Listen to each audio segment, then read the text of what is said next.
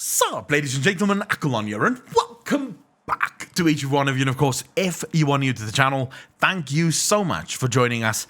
I am very happy to have you here. Of course, in today's video, we are taking a look at news. Yes, there is a lot of news that's coming out with 9.1. There is a lot of things that's being added, being removed, being changed.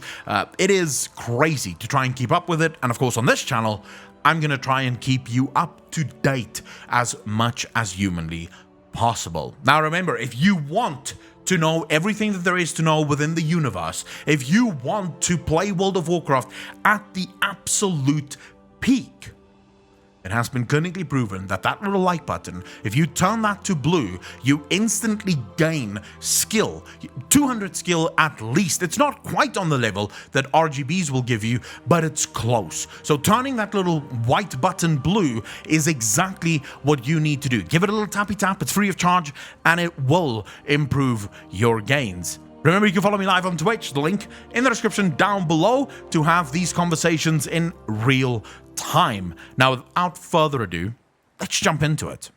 It would appear as if Soul Ash is no longer required, or at least an increase in Soul Ash is no longer required for the new legendary ranks. Now, sadly, Wowhead's headline here is a little bit misleading because it does say no Soul Ash required to upgrade to the new legendary ranks on patch 9.1 PTR. But of course, all that really means is that no additional Soul Ash is required, right? So you don't need more than 5,150 Soul Ash in order to upgrade to rank 5 and rank 6. Now, my personal opinion is I would have preferred... how can we put this? I would have preferred if Soul Ash was actually removed entirely, or at least removed from Torghast. Now, of course, we know that Torghast is going to go through a myriad of changes, and a lot of things is going to happen within Torghast, which I'm extremely happy about.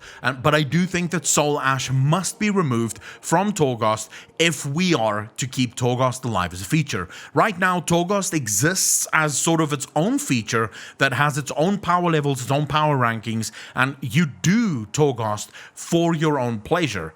Sadly, once you add Soul Ash to Torghast, now you're no longer doing it for your own pleasure, you're actually doing it because you require it in order to make your legendary weapons, which isn't a good thing in my opinion. I prefer if something like Torghast exists on its own, just purely for cosmetics, and that's why people run it, because it's fun and they want the cosmetics from it, and that you remove Soul Ash and move it to things like dungeons and raids, where dungeons and raids is directly tied to player power.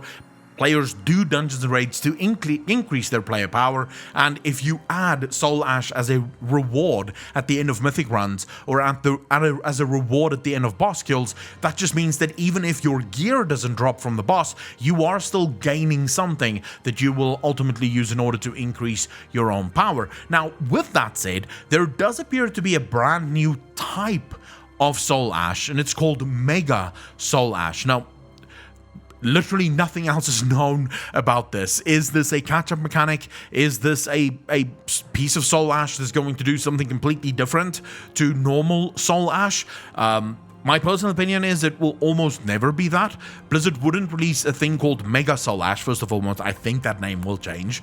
But Blizzard won't release Mega Soul Ash and then have it do something completely different to normal Soul Ash. It shares the same name. They could very easily come up with a different name for this thing if it is going to do a different thing, right? So personally, I think it's nice to see this. Maybe this is something that will drop from more bosses, right? So if you kill world bosses within the maw, they drop these Mega Soul Ash, so it actually removes the reason or the purpose of going into Torghast to collect Soul Ash, and then just makes Torghast an additional place that you can gain Soul Ash from if you so choose. But then I would actually think that you'd need to put a limit, a weekly limit on the amount of Soul Ash that you can actually collect. Otherwise, people are just gonna have to farm everything, because there are people that they don't know when to stop. And I don't know why why Brave keeps giving me advertisements today, but it is absolutely incessant. So yeah, I do apologize for all the fucking pings from Brave. Anyways, it is sort of crazy to think that Blizzard is adding this and we don't have any more information about it, but I've given you my sort of wish list for this. I do want to see it removed from Torghast. Of course, there's more that you need to know about. One of them is Venari. The Venari Reputations will no longer be required to enter Petition Hold and the Beast Warrens, and I think for a lot of people, especially for alts, this is nice. Items from Venari were account-wide if you had Reputation standing on one character. With this change, characters still needed to work on Venari Reputation to gain access to Petition Hold and Beast Warrens, the two sub-zones of the Maw, with nasty debuffs attached to them. Okay, so basically all this means is Blizzard sort of did part 1 of the change to Venari to make it a little bit better, and now they're doing part 2 of Venari, where because this is something that bugs the living shit out of me. I've done everything on my main in order to get to all of the areas within the Maw, the Beast Warrens, and Petition Hold, but now on my alts, I can't go into those areas because I first have to do, once again, these reputations on Venari, which is a lot of work, and it takes quite a long time to do. There's no real catch-up mechanic for Venari's reputation gains. So personally, I think this is a good thing. It allows players to sort of passively gain the reputation with Venari anyway, since now they have access to more quests and more areas within the Maw. So personally, I think this is a very good thing. Of course, I'm assuming that the items will still be sort of tied only to Venari, and the upgrades around that will still be tied only to Venari. But then again, most of those items is account wide, and those that isn't too expensive to buy. So we'd have to see if Blizzard even updates Venari even more. Will we get extra things that we can actually buy? Because that was actually something that I liked about Venari. I actually sort of enjoyed the idea of buying things from Venari that makes me stronger within the Maw. So I'm actually sort of wondering if this is something that Blizzard is going to look into, maybe add a little bit more of that, or maybe not. Maybe Blizzard thought, you know what, the Venari experiment really didn't work, people really didn't enjoy it, so we're just not going to keep going with that, which would be sad, which is something that Blizzard sadly does from time to time. They just give up on something really cool because they didn't nail it the first time. But Venari needs a couple of tweaks and it would actually become a really cool feature within the Maw. Of course, the Maw needs a shit ton of tweaks to just make the Maw a lot more fun, and hopefully Korthia will be the thing that actually does that. And then of course we have further increases to your Anima Gains. This has been a massive conversation, not only on the channel, but in general from people in World of Warcraft. A lot of people weren't happy with how slow it was to actually gain Anima, and it does appear now as if Blizzard have sort of...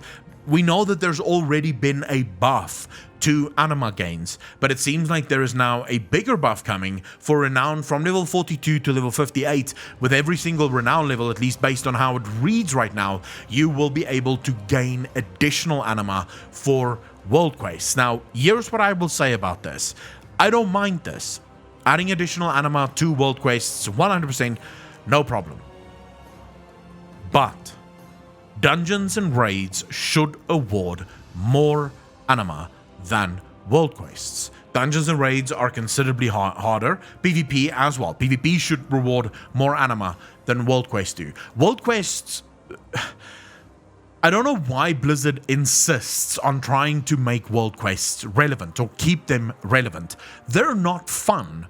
World Quests is extremely boring. It is mind-numbing to do, and I don't know why Blizzard doesn't just accept the fact that, listen, at some point people want to retire World Quests and they want to move on to only playing the things and doing the things that they actually enjoy. So it's fine to increase it for World Quests, but Dungeons and Raids should award a crap ton more than what they're rewarding right now. That should be the most efficient way to actually gain Anima, should be doing Dungeons and Raids, and it should be spammable and people should be able to do it. And if you really need to, you could always put diminishing returns on those. So after you've collected 1,000 Anima, there is diminishing returns in both dungeons and raids for the week, and it only unlocks on the next week. But that should still be, in my opinion, the premier way of doing it. I'd love to hear your thoughts. Do you guys agree with that, or do you think, no, Akalon, I think World Quest is where it is at? So let me know in the comment section down below, and while you're down there, like button Right now, just fucking slap it. Slap it. If it's not blue yet, it means that you're missing out on gains, bro. You're missing out on gains. So slap it. Anyways, last thing we have to talk about in this news update is flying. That's right. Flying, of course, is coming in patch 9.1. The big question, however, I think for a lot of people is how long will it take? When exactly will we be able to get flying? With patch 9.1, Chains of Domination players will be able to earn flying in Shadowlands. However, this time around, you will not need to complete a Pathfinder achievement to earn Shadowlands flying. Instead, Shadowlands flying is learned directly from the item Memories of Sunless Skies. Using the Memories of Sunless Skies item will unlock account-wide flying in the Shadowlands. According to the World of Warcraft Q&A at BlizzCon 2021, all that would be required to learn Shadowlands flying was to complete the Covenant campaign in patch 9.1. Complete the Covenant campaign? What exactly does that mean? Does that mean you have to go to whatever the next maximum amount of Renown is? Or Covenant campaign as in what we had in 9.0, where only like half of the Renown levels actually was part of the Covenant campaign. After that, there was no more quests, there was no more story. You were just basically mindlessly farming up to level 40 to unlock whatever small gains there could be within those, within that Anima or within that Renown window. So what exactly does that mean? I don't know. I do hope that it is tied to the story, because the story would be quicker to complete. Of course, I do hope that the story will actually be included in every single Renown level, but this is, again, going to feed into a lot of toxic gameplay. Right now, I am of mind that it is better not to play for the first 3 or 4 months of a new patch and then come back once everyone has hit the max thing, because then you do catch up, but you get the story in one go, right? I've done my entire Ardenweald Covenant campaign literally in one evening. Because you keep getting Renown levels, and as you get Renown levels, you unlock more of the story, and you just keep doing that, and the story just keeps unfolding, so you do feel as if you're playing a full-blown RPG story. The second you have that on MMO, where it is actually almost... it's almost a bad idea to play from the very beginning and better to start later. I think something is broken, and I think something should be done. I'd love to hear your thoughts in the comment section down below on that little number as well. Do you agree that Blizzard right now incentivizes people not to really play the game, or do you think, no, Aklon, you're crazy?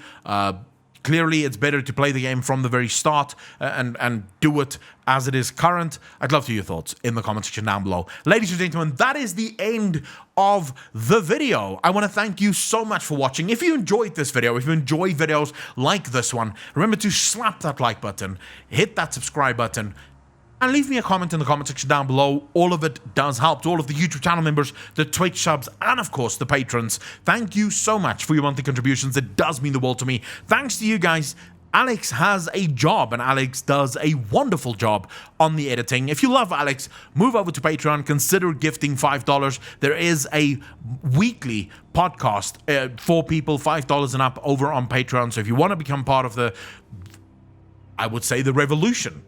Yeah, I don't think that is too grandiose a term. If you want to be part of the revolution, the lore revolution, absolutely go join us over on Patreon. Ladies and gentlemen, thank you so much for watching. As always, I love you very much, and I will see you in the next one. Peace out, fam.